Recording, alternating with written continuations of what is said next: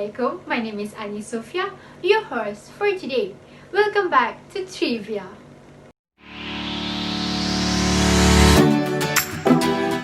Di mana kan ku cari ganti serupa denganmu? Do you know who wrote and sang that song?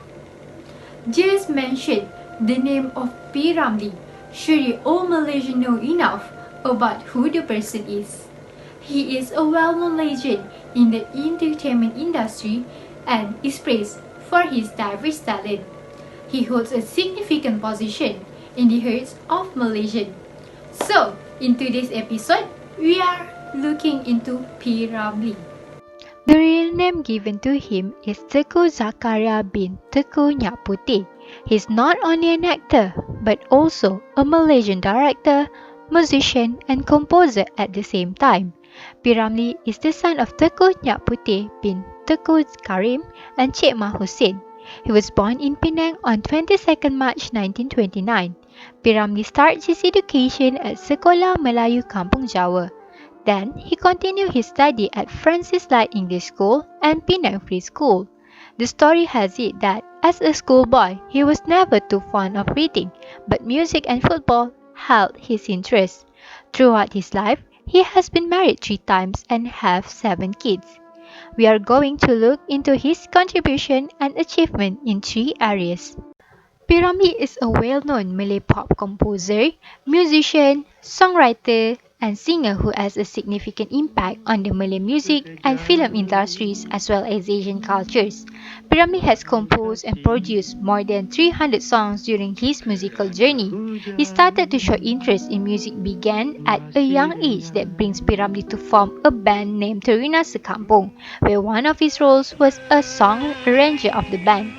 His effort to get recognized paid off after P. Ramlee was offered to work in the Malay film's production as a backup singer. This production company was a film studio set up by the Shaw brothers in 1947. P. Ramlee's most popular songs was Denang Perantau, Getaran Jiwa, Di Mana Kan Ku Cari Ganti, and Engkau Laksana Bulan. The lyrics from all these songs are still remembered by the Malaysian until now. Not only because every lyric describes a deep meaning which they can relate, but also the melody is catchy. In 1956, P. Ramlee met a record by winning the Best Music through Hang Tuah in the 3rd Asian Film Festival in Hong Kong. His song Inang Baru also met an achievement as Best Song in 1955 by Utusan Film and Sport magazine. The local communities during his time were captivated by his velvety crooning voice and musical style. P. Ramlee's music featured strong influence from Western tonality, yet exude the musical aesthetics of the culture inherent in Malaya. Now, let's move on to the acting part. P. Ramlee debuted his screen role by starring in his first film as an actor in Cinta that was directed by B.S. Rajan.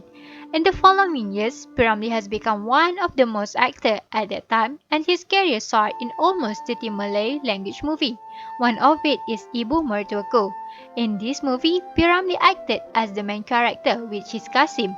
The highlight of the film is when Kasim decides to blind his own eyes with a fork when he finds out that Sabaria is still alive and married Dr. Ismadi. P. Ramlee's acting is so good until a lot of the audience feel the emotion that he wants to deliver. Next, we have Madu Tiga. This is a romantic comedy film that was directed by P. Ramlee himself. This film was released on 12 February 1964, and once again, he also the main character. The story begins when Jamil marries 3 women without any consent and acknowledgement from his wife that he's doing polygamy. Unfortunately, Jamil's first marriage with Latifah enabled them to have any child, and this made him decide to marry Hasna without Latifah's permission. Chaos happened when Latifah finds out that Jamil marries Hasna during their wedding ceremony. Lastly, let's take a look to the directing part of P. Ramlee. He was given the opportunity to direct his first film Penarik Beca in 1955, which he also played the hero. The film was a success and received an award from Majalah Film dan Sukan. In 1957, P. Ramlee directed his first comedy film, Bujang Lapor, and starred in alongside S. Samsudin and Aziz Sattar. Since then, P. Ramlee has been entrusted to direct the film. He continued to act and directed more box office films such as Madu 3 and Laksamana Do Re Mi. During his stay in Singapore, he directed 16 films. After returning to Kuala Lumpur in 1964, he worked for a production house called Merdeka Studio, also run by the Shaw brothers.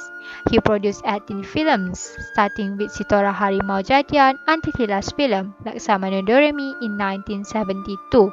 Realizing he also must attract non-Malay fans, P. Ramlee has chosen Songhua actress Vera Wee to strengthen the film Sesudah Subuh. While in the film Gerimis, he featured the Tamil actress Chandra Shanmugam as the main star.